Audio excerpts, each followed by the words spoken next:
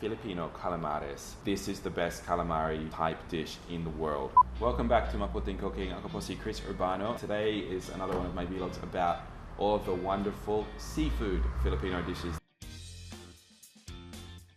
Today, of course, I'm going to be giving you my three criteria. One is culinary value. Number two, of course, is how authentically Filipino is this dish. And number three, of course, is does it taste good or not? Okay, mga kabano, so we all know that the Philippines is an island archipelago. So it's not surprising that the Philippines has some of the most amazing seafood of anywhere in the world. In the south, General Santos City is one of the best destinations anywhere for yellowfin tuna. So when you go out to the islands, different clams, lobster, shrimp, pusit, or squid is really, really widely available here. It's straight out of the water, it's fresh, it's delicious. So we're very, very lucky to have fantastic seafood in the Philippines to cook with. Number 5 on my list is Filipino calamares.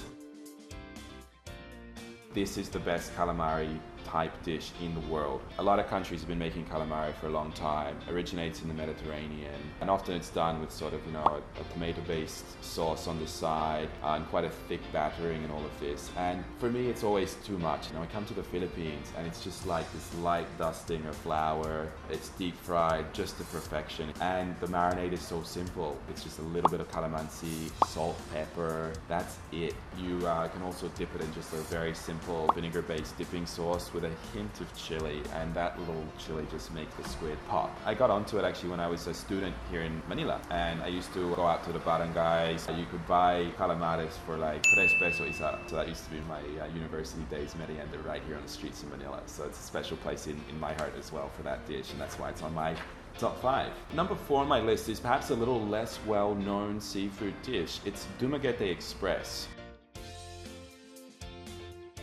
This comes from Negros in the Visayas region. Interestingly, that's not so far away from Bicol, which is known for a dish called Bicol Express. Now, express, I variously hear from people in Bicol and the Visayas that term means it's either going to hit you like a freight train, or it's going to have you go into the toilet on an express basis or something like this. So Dumaguete Express is basically the seafood equivalent of Bicol Express. What I love about that is that it's a mixture of different types of seafood. So it's this delicious seafood medley that actually showcases a lot of the Filipino seafood that makes Philippine seafood wonderful. And when you have that freshly cooked, you have the coconut, the local chilies in there. It is uniquely and distinctly a Filipino concoction. For that reason, Dumaguete Express is number 4 on the list. So number 3 on my list is Tuna Panga.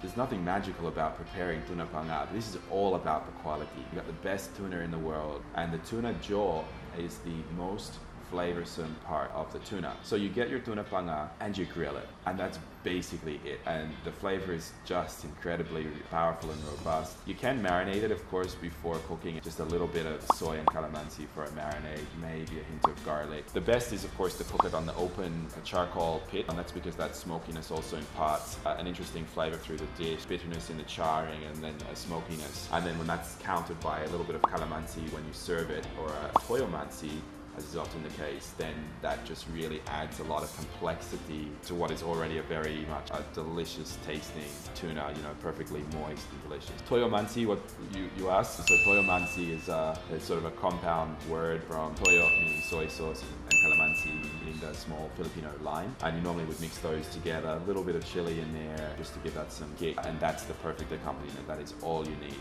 And one of the best meals you can have on the outer islands here in the Philippines is your grilled panga, steaming bit of rice, and toyo mansi on the side, and that is all you need. Maybe a buko.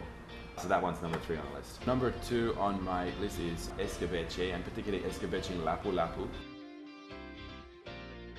When we talk about escabeche, when the Spanish came to the Philippines, they would do a fish and they would marinate it in wine or vinegar overnight, and that would be a way of imparting that sourness to the fish. So the way we now cook this, just pan frying an entire grouper, that would taste delicious on its own, but the sweet and sour draws on the pineapple for the sweetness. I'm sure there's some bell pepper there, some carrot there, all sweeter side vegetables, but it's the pineapple that really, really makes this dish, especially with some of the best pineapples in the world being grown right here. And use a fresh pineapple, not a tin one. You'll notice the difference when you make this. It's a super easy dish to make, and I love it. So that's number 2. All right, and my number 1 Filipino all-time favorite dish, it's Kimmy Lau.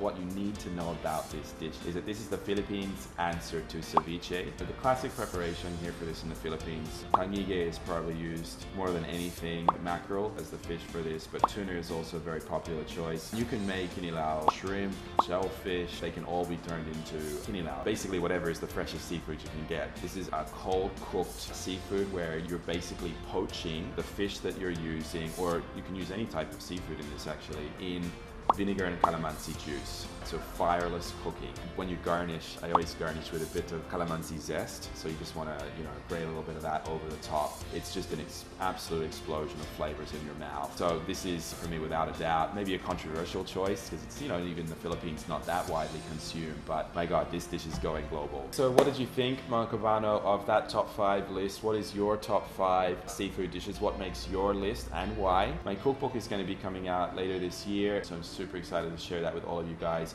Leave me an email below if you would like to just express your interest in getting a copy so I can write to you when it's coming out. If you like today's episode, just keep in touch with me and the show. So I'm Chris Urbano. I'll see you guys all next time. Bye now.